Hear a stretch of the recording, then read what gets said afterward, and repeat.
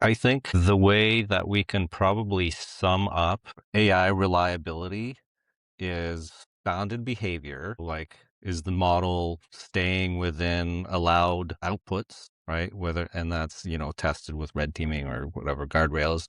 And then predictable failure and then measuring that kind of performance uh of your AI app. Then there's like the graceful degradation. What happens when it fails?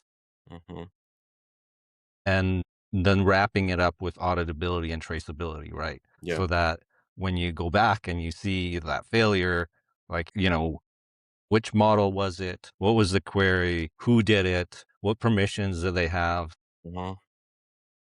And how all of that changes over time. Yeah. So Yeah. this Traceability is key. this almost brings me back to my graduate studies, where it's closer to like how we reason about distributed systems Mhm. and how they're, so failure prone, and you have to all like it's basically probably reliable rather than always reliable.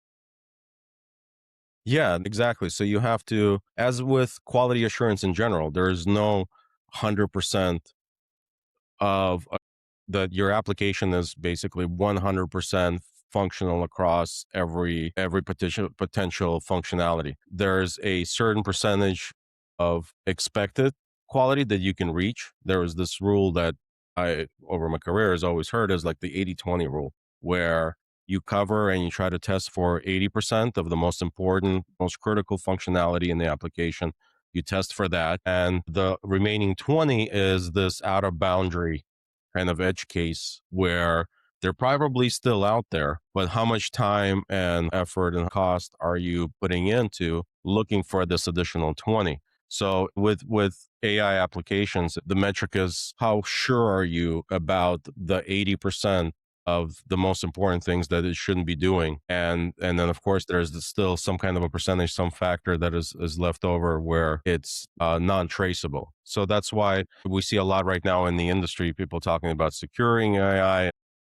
It's not so much about securing, it's offering assurance that the most important things and the most critical elements of your application are functioning as you expect and are doing so over a very large set of probabilities. So large amount of interactions or large amount of permutations. And the rest you have to basically have a system that is able to adapt immediately as new things are discovered.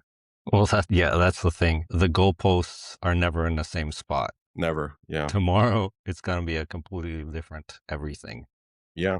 Yeah. And your system has to adapt, or you have to at least keep track of how it's changing. You have to keep track and you have to be able to understand how quickly you can mitigate these risks. And this just keeps falling back and back onto the shoulders of what I think is app dev, the CTO, because all companies have that, or the vast majority.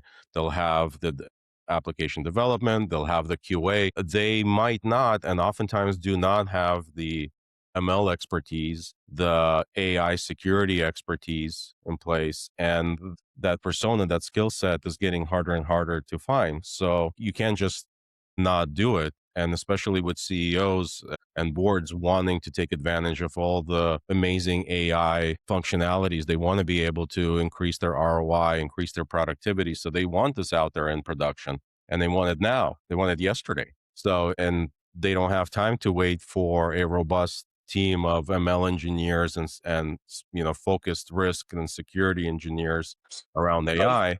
They have to be able to provide the necessary skills and tools to the existing department, to the CTO, to the app dev, to QA in order to proceed forward.